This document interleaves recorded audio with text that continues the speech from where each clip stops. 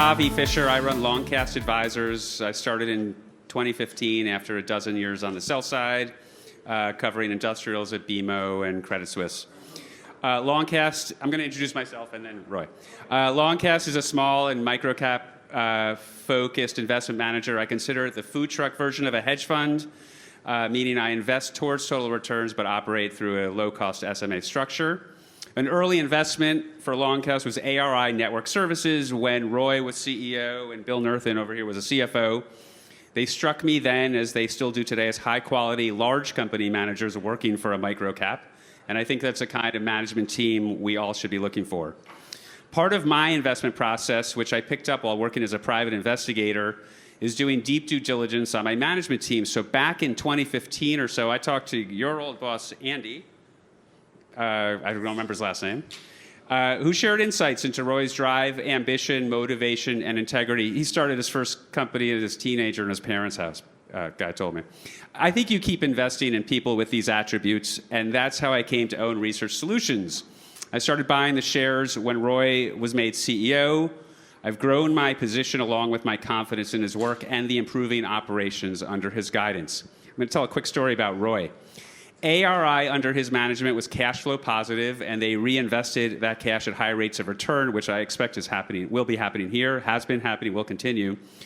One of his acquisitions at ARI was a company that if you did more than a little Googling, you'd see that it was founded and run by someone who'd spent time in prison in a mob-related crime that involved the disappearance and murder of a witness. So I called Roy. And I was like, WTF?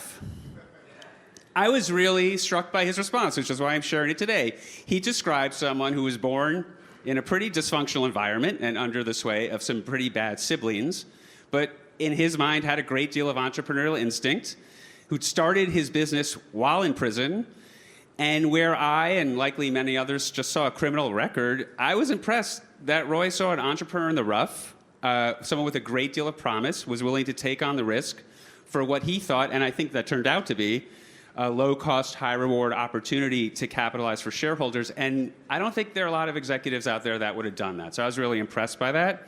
In terms of managers in the microcap space who can steward my capital to high returns, I think this guy's one of the good ones. So I'll turn it over to Roy. Roy Olivier. Thank you. Appreciate it. I will say that story he told, Bill and I were doing due diligence, and it was like a week before close when we found out this person's background. And I remember sitting in the office going, oh crap, what are we going to do now? We spent a fortune on this deal. We've gotten it all the way to here. But what we heard or read in the paper had absolutely no relevance to the person we knew. So after having a long conversation with him, we got over that hump and got the deal done. But thanks for coming to learn a little bit more about Research Solutions. We are a bit different. We support the R in R&D, and we do it for people like Intel, Boeing, Ferrari, AstraZeneca.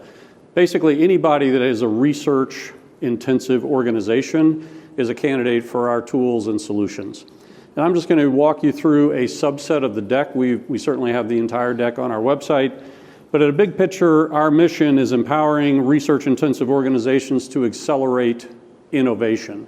We do that broadly in the life sciences space. However, we have solutions that are applicable to folks like Intel, 3M, Boeing, et cetera. What we do is we solve information overload. When you're a researcher in an organization today doing research on EV batteries or COVID or peanut allergy, you have to become the world's expert on all scientific, technical, and medical peer-reviewed publications that have been issued around the world on that subject. We have access to all of those publications, and there is literally tens of millions of them. So just like a Google search where you get so many results you can't really take action on them, we have tools to help find those documents, acquire those documents, manage those documents, and then help you create your own IP, whether that is a patent or whether that is another article to be peer-reviewed and published. If you want to think about it in a different way, those of you that have used a Bloomberg terminal, our ultimate objective as an organization is to provide a workflow solution across these research organizations that help them do their job on a day-to-day basis. And today they have a lot of different applications that kind of talk to each other, And we're moving forward pretty quickly to take the multi-million-dollar systems that are built by people like AstraZeneca internally and build a system that's used broadly across the industries that we serve. One of the things I wanted to educate you on, because it's relevant to a later part of the conversation, is knowledge graphs. I doubt you woke up this morning and said, I want to know what a knowledge graph is. But basically what it is it's a different way of looking at information, and it's an important part of our go-forward strategy to help drive innovation in these corporations. I'm just going to give you a couple of examples. There's more detail in the PowerPoint deck, but this is a visualization of the relationships between Michael Houghton, who won a Nobel Prize in Physiology and Medicine in 2020 for discovering the hepatitis C virus, and his network of co-authors. We use technology like this to identify key opinion leaders in specific subject areas, because if I'm going to go develop a new EV battery technology, I want to know who the world-leading experts are in that area. And we can do that through our advanced discovery engines and present it in a way where you can see those relationships. That becomes even more important in things like COVID research, where back in 2020, a knowledge graph was created. This was not ours, but it basically tied together 24 million publications to shortlist 41 existing drugs that ultimately resulted in the COVID vaccine. So this takes literally years out of the research process to create those connections and identify. And that's an important part of an acquisition we just concluded called Resolute AI, which is an advanced search engine that'll be integrated with our other products. In terms of business model and opportunity, we plan to grow organically and through acquisition. Organically on the left, we have advanced search tools. We have something called entitlement management, which basically means we know what you're subscribed to, where you've bought discount packages, what scientific information you've bought previously, and we help reduce the cost, the spend that research organizations go through every year to acquire and manage that information, because we manage all their entitlements. We also have workflow solutions for key opinion leader, clinical trials, competitive landscaping, patent management, pharmacovigilance and device monitoring, and as well as for helping information centers and libraries manage their entitlements and documents. Lastly, we do document delivery, which is how we started as a company. Our company was literally started by a founder. You were in college, you're doing research, you would leave a list in an envelope taped to your dorm room door. He would take that envelope, and the next morning he would paste one to your dorm room door with all the scientific articles related to your research project so that you could finish whatever it is you were working on. That company, or that college side job, pivoted into a full-time role doing document delivery for major corporations around the world.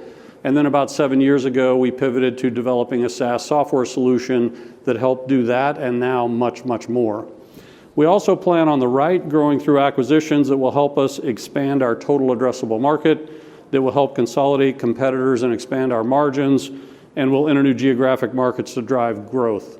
Acquisitions is not new to Bill and I. Bill and I have done 14 or 15 together now. We've completed 2 at Research Solutions, and in our public messaging a couple of weeks ago, we telegraphed we have 2 more under LOI that we plan on adding in the next few weeks or months.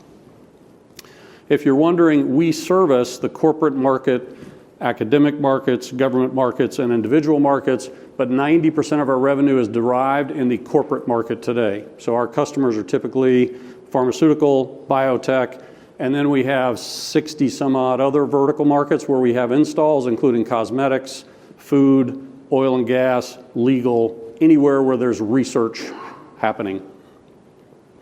This results, the top graph, and I think I need to make this a little bit bigger. We have a very fast-growing SaaS platform business, which has very high retention rates in excess of 105%. It's grown from startup to 8.7 million. We also have the document delivery business. That's a fancy way of saying the scientific articles that are being acquired through the platform. We do make some margin on selling those articles to the ultimate customer. And the 2 acquisitions we've done on the lower left-hand side include one called Fizz, which added about 1.4 million in DocDel revenue to our business, and Resolute that'll add about 1.3 million in ARR starting on July 28th. Full year results, basically FY24, we grew Platform revenues at 28, our DocDel revenues at 11, and overall company revenue at 14. As you can see, we are adjusted EBITDA and cash flow positive, massive increases over last year. Last year, we made some conscious decisions to invest in growing segments of our business, which are starting to pay off this year. But big picture, as I mentioned, we can serve all research organizations, but we really focus most of our effort on life sciences. That includes solutions, as you see listed on the right, which I've talked about previously. And because of the acquisition of Resolute, we've materially improved our total addressable market from a few $100 million to a few $1 billion. And this is not our study, this is based on McKinsey data. So we feel like we're on a pretty good trajectory today, and we've expanded our TAM, which I think will help us grow top line at an accelerated rate. To give you some background on why we did this acquisition or what we do today, this is what's called the innovation value chain in the life sciences segment. 4 pillars: strategy, R&D, and post-market and commercial, which applies to any corporation, not just life sciences. The pillar marked clinical development is really very focused on that life sciences pharmaceutical space. Each one of these boxes is a solution, and as of a couple of years ago, we delivered one box, literature access. Since I've been with the organization in the last 2 years, we added capability in device monitoring, medical affairs, and regulatory affairs. The acquisition we just completed added capability in several new areas and enhanced our capability with our core products. And this is where we see the TAM expansion, is being able to go in and now sell various user personas and departments within organizations we're already doing business with new solutions. Some of those solutions, and this is another area which this new deck, and the first time I've used it, I was like, I need to make these boxes bigger. Those 3 boxes on the right are solutions that already exist. On the left are 4 new solutions. It says clinical trial, key opinion leader, competitive landscape, and patent search, which will launch in about 60 to 90 days based on the acquisition. Plus, one of the boxes on the right, which is basically a systematic literature review, will be enhanced using their technology and our technology. As an example, systematic literature review is where you have developed a medical device or a drug. Those companies have an obligation to report to the federal government and the EU that they proactively monitor for adverse effects to that medical device or drug. We've created a workflow that services those and automates that whole process. I'm going to skip some of this and just circle back to the financials for a minute. Again, fast-growing SaaS business. We've got a DocDel business, which has started to show some nice organic growth, strong profitability, EBITDA, and cash flow. We have about $10 million in the bank as of right now, no debt. And I think we're very, very uniquely positioned to capitalize on AI and these emerging technologies. We have 3 different AI releases that we've done so far this year. And the reason I think we're in a unique position to do it is if you point ChatGPT or AI at the internet, we all know that everything on the internet is not true. So when you ask a question, you get an answer that is also impacted by the not true information that you find. We're in a position to run those queries for researchers on only scientific information. So today we do 3 things with AI. We use it as a recommendation engine, where if you're doing research on peanut allergy, we'll go do that research in an automated way in the background and provide you with additional information that's peer-reviewed and scientific that is not just based on the internet. The second thing we do is we read articles for people now. And we read articles, we do what's called PICO scoring, so that reviewer can look at that article, and instead of having to read a 20-page article, they can scan it in a few seconds and tell whether or not it's applicable to their project. And they literally can say, yes it is, no it isn't, or I don't know, I need to do a more in-depth read of it. And the third thing we're doing, which we released in beta and just more broadly released it last night, is our researchers can use ChatGPT to point it at a set of results for bladder cancer or for peanut allergy or for any subject and ask questions. But the answer to those questions is limited only to peer-reviewed scientific research.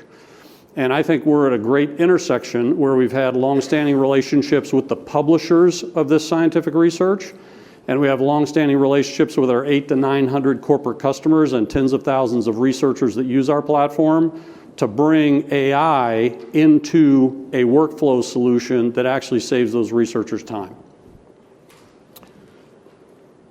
And I've got Bill, our CFO, here, and we'll move on to questions and answer any questions you might have.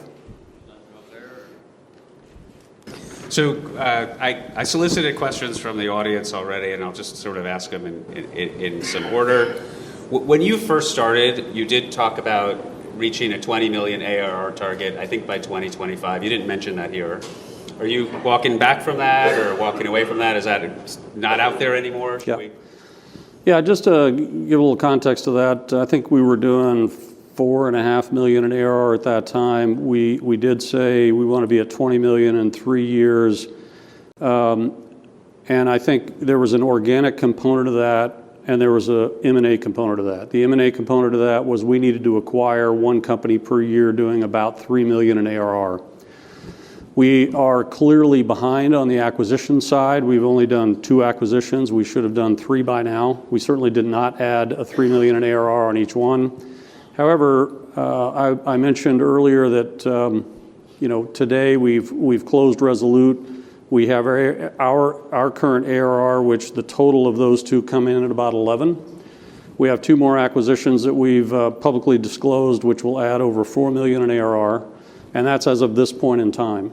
If we look at the forward growth of those acquisitions through the remainder of our fiscal year, which puts us at the end of July of 24, then you're starting to be in the high teens. You're not at 20, but you're getting pretty darn close. Thanks for the color and clarification of that. When you talk about Resolute and these 2 other possibly pending acquisitions, it sounds like you have been and you will continue to add functions and features. Does that expand the number of doors you can get into? Does that expand the average sales price? Is there a limit to how high you can charge for this that your customers are willing to pay as far as you know yet? Have you reached that? I'm just curious about all these acquisitions and your expectations from them. Those are all great questions. Just to kind of unpack that a little bit, I think on the if I went back to the grid that had all the boxes, where we used to do 1 box and now we do 4, and then with Resolute we've now added other capability. Yeah, I can do that. If we go back to this box right here, forward acquisitions enable us to fill out additional boxes here and add capability in boxes that we're already in. What that does is that allows us to expand our total addressable market, because we now have solutions for a different part of the pharmaceutical company or the company like Boeing or Ferrari or Intel or anybody like that, because they're all looking for competitive intelligence. They're all looking for a number of these solutions. It's just different users and different departments within that same company. So to answer your question, it is going to be selling solutions into a different part of a company we may already do business with, or what we call a new logo into a department of a company that we don't necessarily do the research part of yet. To your question about ARPU, that's going to certainly increase ARPU at a customer level, but the solutions are also going to increase ARPU at a product level. So where we have research-related installations today, and we have about 800 of those, this advanced search engine that we just bought from Resolute, which includes a lot of this AI functionality I described, that advanced search engine is now an upsell to those 800 customers. And it's a material upsell, because typically one of the most expensive products these organizations buy is tools to enhance the productivity of the research organizations.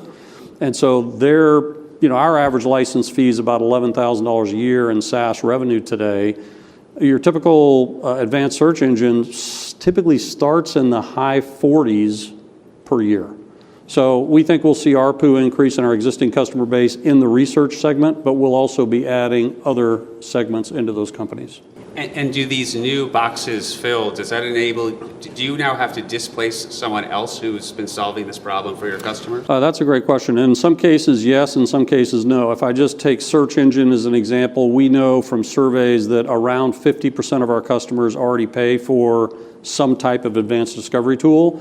50% do not. So we have both opportunities in that segment. If we look at competitive intelligence, IP management, these other areas, we will have a new set of competitors that we compete with there. And one of the things I noted we need to add to our PowerPoint deck is we do have an internal analysis of how we stack up in these areas against the known competitors. And the 5 workflows I mentioned, those weren't picked at random. Those were picked because we knew we'd stack up really well there.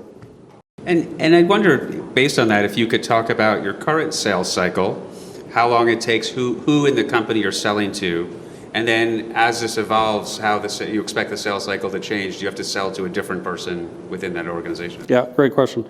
I think in terms of our current sales and how we go to market, FYI, we have people on the ground in Europe, on the ground in the United States. We work through resellers in Asia Pacific. For our internal sales reps that we use today, they're primarily selling to the head of research. It may be titled librarian, it may be titled VP of Research, Director of Research, and we're selling into that department. Now that we have competitive intelligence solutions, that's a different area of the company that we'll have to sell into, and it's a different complexity sale. But advanced discovery tools are sold into that same user base that we're servicing today with the other research tools we have. So I think somebody asked me this earlier, I think the thing that keeps me up at night is we're making a lot of pivots. I have a lot of high confidence in our ability to integrate these products, but we've got a lot of work to do to revamp how we think about selling, the level of skill of our sales reps in order to capitalize on some of this more advanced technology that we have that we didn't have 3 months ago. Because I would describe it today, we have a relatively straightforward research tool. Now, let's say that's a Cessna. Now we have the capability of a brand new 787 Dreamliner. So it's a different animal from a sales perspective. And I mean, what feedback are you getting or have you gotten from customers? Are any of them saying, we just want the R&D tool and we're good with that? No, actually, I've sat in on a bunch of calls. In fact, when I saw Ferrari was a customer we just acquired, I was like, okay, I got to call Ferrari. I got to be on that call. He's a total car guy. Yeah, super big car nut. And it was very, very interesting. We were talking with the guy that runs their innovation department for the road car side of the business.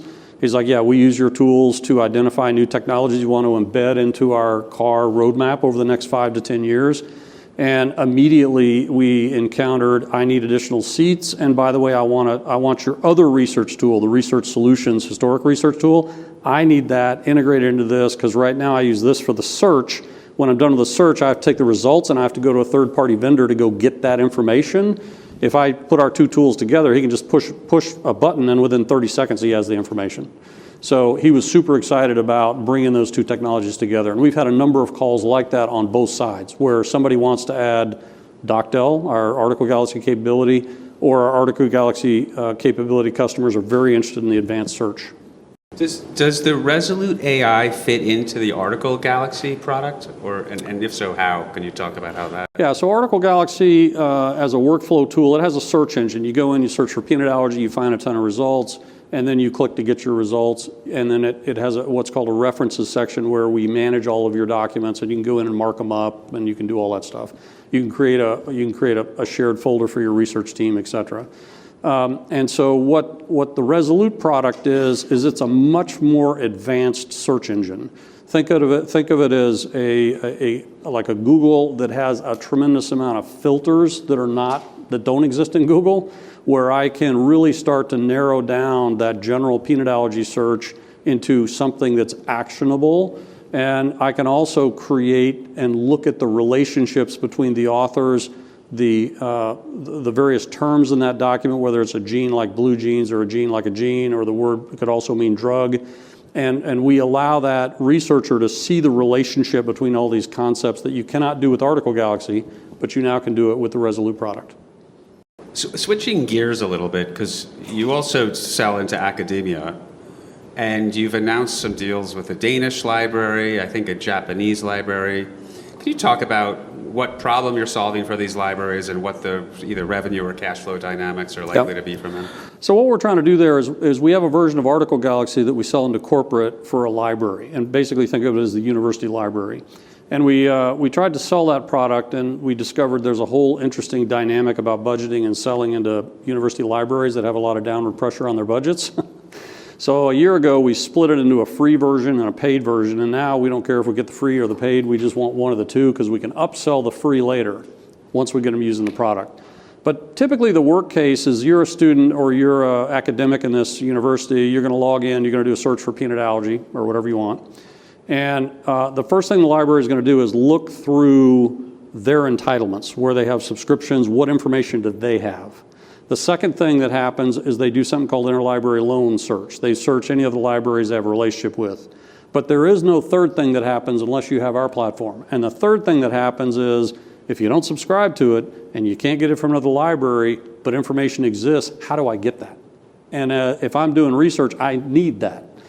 And so what our platform does is it allows that third thing to take place. And what we discovered, even with the free installs, is we would do a free install of AGS, which is the Scholar version of Article Galaxy, and we would see a big pickup in document delivery sales that we could go back in later and then upsell them to the paid version of AG.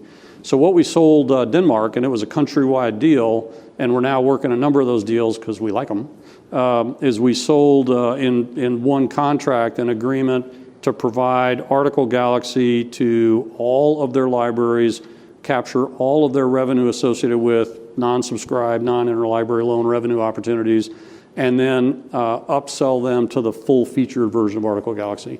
And those are pretty common in the academic space, but it's not something we've played in the past. So we're pretty excited about the opportunity there. You've talked about sort of walking back a little bit of growth expectations because of the recession. Can you talk a little bit about how that's playing out, how you expect it to play out, if you can open more doors despite the economic headwinds, why economic headwinds impact your business? Yeah, it's been a weird year. I mean, when the whole economy started to go a little bit sideways, we didn't see any impact on the business in terms of the leading indicators. But starting about a year ago, we started to see a lot of headwinds in the new segment of our business. New means it's a new logo that has not bought anything from us before. And we had a lot of customers saying, yeah, I like the product, but we're under a freeze. And as we went through last year and the first quarter of this year, we're definitely seeing a little bit less headwind on the new side, but like on the upsell side, which has typically been a big strength of ours, we have huge upsell. We had over 110% net churn in the last 5 years. We've seen that slow down because customers for the first time are saying, I can't spend any more money, or they're saying, I've got a target I've got to hit for our CFO. I need to cut 10 seats out of my seat license in order to save some money, so they're going from 50 seat to 40 seats. Never saw that in the history of the company until the last 12 months. So if we look at our year-over-year performance on upsells, where we have a certain amount of built-in price increase, then there was a negotiated price increase, then there was seat count, then there was features, we've seen a pretty material slowdown in that year-over-year growth, which I'm not terribly concerned about because I think it's all economic. We've not seen any competitive landscape changes, any pricing pressure anywhere. It's just we've seen a general kind of slowdown or sluggishness in the markets that we serve. And has that changed since the last time you sort of talk to investors, or it's? I think it's about the same. I mean, the weird thing is new, which is the new logo side, has kind of come back, and it's starting to do better than it did, for example, in Q1 a year ago. But the upsell side is slower. Part of that is over a year ago, you may remember we totally disbanded and rebuilt our marketing department, and our marketing department started driving a very impressive year-over-year results in terms of marketing qualified leads, appointment setting. So that's really helped the new guys start to recover just from overwhelming amount of leads into the group. But we got some work to do on the upsell side. And you took over the company from a founder who I think left behind a company that had a lot of deficiencies. Could you talk about what's changed at the company since you were there? Like in terms of employee turnover, have you had to turn over the sales force? Have you had to turn over the tech side? What improvements have you been able to make? Yeah, there's if you wanted to bore yourself through the last earnings release script, I listed a whole bunch of stuff in there. But fundamentally, yeah, we had to rebuild a lot of things. When I arrived, before Bill arrived, our accounting system was an unsupported piece of software. It had been out of support for like 3 years. And as a public company, I thought that's insane. We had multiple CRM systems. We had multiple kind of silos around the organization. We were not standardized on Office or Google. Everybody kind of did whatever they wanted. And it was a lot of opportunity for improvement. So over the last 2 or 3 years, we've made massive inroads in upgraded accounting system. We now have a single marketing CRM sales system. We've moved Office 365. And to your question, when we acquire people, they move immediately to our tool set. And in terms of turnover, we haven't had a massive amount of turnover. We brought in a new CFO, a new CTO, myself. We had 2 VPs of sales. We went down to 1. But, turnover within our rank and file organization is pretty low. Bill, you guys, I think trailing 12-month EBITDA is about $2 million. The company's never done that before. Are you in a period where you're over-earning, or can you consistently generate EBITDA and cash flow going forward? Yeah, I think the momentum that you saw at the end of last year and the cash and EBITDA profile of the business can continue the way it was. I will say there is seasonality in our business. So the back half of our fiscal year ends June 30th, by the way. The back half of our fiscal year tends to be a little better than the front half of the fiscal year. But I said on our last earnings call, there are a few things that will affect the business that are kind of unique and one-time in nature, more in our Q1, which ends September 30th. There's just, if you read through our call script, there's going to be a large amount of legal expense, as well as some legal expense related to some of the M&A work that we're doing. That said, nothing has changed about the cash profile, the EBITDA profile of the business. What's really changed is that SaaS growth that Roy talked about has now overtaken the business. It's only 23% of the revenue. It's growing faster than the transaction business, but it's now generating more than 50% of the gross profit of the business, and that's dropping to the bottom line. It's creating cash flow. So we do have the Resolute acquisition that is coming on. That's a little bit of drag. We acquired that at a low multiple, but it's not cash flow positive yet. But these other acquisitions that we're looking at are profitable and cash flow positive. So I think the core business can continue, and it's really a result of that shift that you saw in the transformation of 88% gross margin SaaS business becoming a larger component of the revenue. And on your last call, you did talk about some of the legal expenses associated with the proxy fight that thankfully just ended. Yes. Yeah. So is there savings then relative to what we expected? Yeah, and I mentioned it sort of quickly there because I didn't know how deep we wanted to get into the proxy fight, but there was a sort of a proxy issue with a former founder that has been resolved and settled. And I will say that will save us some money for sure, but it is definitely not like it never happened. In the sense that there's a lot of legal fees involving in getting into a settlement, and there was vendors that we had to also spin up as if we were going to a vote that we can now wind down, but we'll be, we'll have some costs there. So what I've said to people is we'll report our Q1 earnings around November 9th, I think. We will definitely break out for people, okay, what was the whole proxy related expense, so you can understand what that looks like compared to our core business. And then we'll also just isolate some of the legal expense associated with closing the Resolute deal and then continuing to work on these other two deals. Totally self-serving question, but did my letter make a difference? Is there a board seat for me? Yes, it was. I think it was just pushed us over the edge. They immediately came to settlement in about 24 hours after your letter came in. It can't be just a coincidence. I wanted to offer 6 minutes, 6.5 minutes left. Anyone from the audience? There's Adam's back there raising his hand. And Russell, right?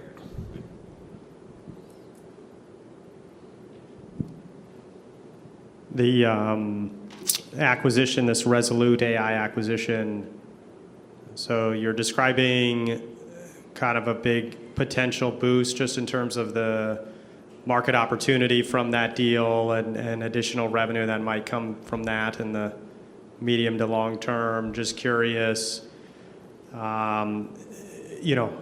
what, from their perspective, what do they get from selling to you as opposed to trying to organically grow their own business? And then, how did you find it? And what, did you evaluate looking at that or something else?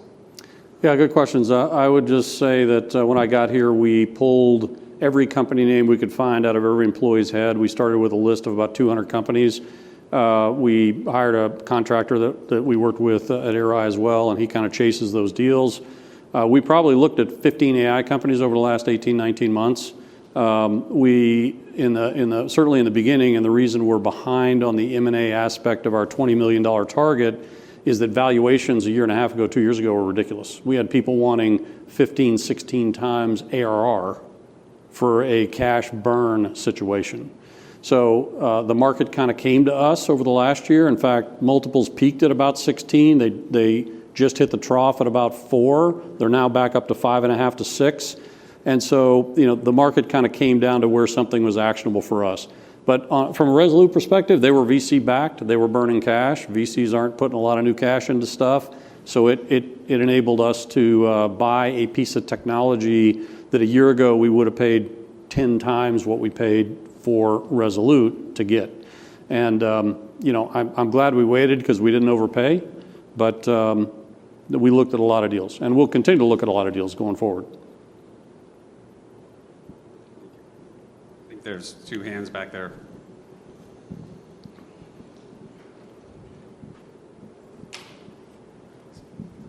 Works. Congratulations on being the first company that I've heard of that thought to actually get, I guess, repositories of scientific information, and specifically life sciences, to train your AI, your chat GPT. Right. Would you know where you're sourcing those, and what costs are there to RS to be able to train using those data? Yeah, it's a complex deal that's more driven by license compliance than it is technology, right? So you might have heard this morning that a bunch of famous authors like John Grisham just sued ChatGPT over copyright infringement. Basically, there's multiple sources of data. There's free articles called OA, or open access articles. Those you can pretty much full text search with no issues. There's the corporate library that somebody like an AstraZeneca has built out over the last 10 years, where they've bought hundreds of thousands or millions of articles. Those types of companies typically have what's called text data mining rights, or TDM rights, with the publisher on a publisher by publisher basis that allows them to do a full text search. Others just take the position that they bought the article so they can do a full text search. But our search engine has the capability to do full text search on anything we can see. We cannot see behind a paywall that's owned by the publisher. We can see, of course, all the articles that the company has purchased, and we can see all the free articles, the OA articles out there. So what we're focused on now is searching what we're allowed to search from a copyright compliance perspective. And we're working with the publishers to create a different pricing schedule within our software, so that when you buy these articles, you can buy it with or without the TDM rights. And that'll be additional revenue for the publisher and us in the short term, but in the long term and medium term, what it's going to do is drive leads into the organizations at the publisher level that are trying to sell enterprise TDM licenses to these larger accounts. But for us and for everybody right now, it's not a technology limit. The limit is, what do you technically have the rights to search? And we can search kind of what you've bought, if you've got the rights for that, and we can search free. Take one more. Yeah. Hi, great presentation. Thanks for being here. I wanted to dig into sales and marketing a little bit more. Avi and I were talking a few minutes ago just about how some of the channel checks I did revealed that for your customers who are platform customers, they really can't live without the product on a day-to-day basis in terms of their workflows, but then there's the other side of potential customers who maybe don't realize what they might get from the platform. And maybe this is just another way of asking, like, can you provide testimonials or something, but is there a way to kind of bridge that gap in a better way and kind of demonstrate success? And then just maybe as a follow-up, is this a market where channel partners work as well in like a larger way rather than in-house? Yeah, great question. I'll answer the last one first. We've never made channel partners work except in unique markets. Like we have one in France that focuses on government stuff. They do a great job for us. We've got a few others like that. But in terms of general kind of center of the bullseye customers that we're trying to chase, we've not had a successful channel partner relationship. Maybe that's us. We may need to figure that out. In terms of your broader question on the sales and marketing side, yeah, I do think the number one problem we have today in terms of sales traction with new customers is we're trying to convince the customer that the Bloomberg terminal is going to save you money, and you've never seen a Bloomberg terminal or used one. So it's very difficult to get that customer to sign. We continue to play with different approaches to do that. We did one recently where we pretty significantly impacted, we pretty significantly gave them a first-year discount to meet their needs. We had one recently where the guy wants 50 seats. He didn't want to spend quite a bit of money for 50 seats. And we said, I tell you what, we'll give you 50 seats. We're going to charge you for 10 seats. And then in 6 months, we're going to sit down and look at your active user, your active usage, and how much money we're saving you, and we're going to revisit the pricing part of the conversation. So we do continue to look for ways to get that installed, because once we do land, we have a really good track record of expanding year after year after year. And we do track our customer acquisition costs, CAC, we track our lifetime value, and our CAC lifetime value calculation is amazing. So it's just a matter of getting the install and then monetizing it over time.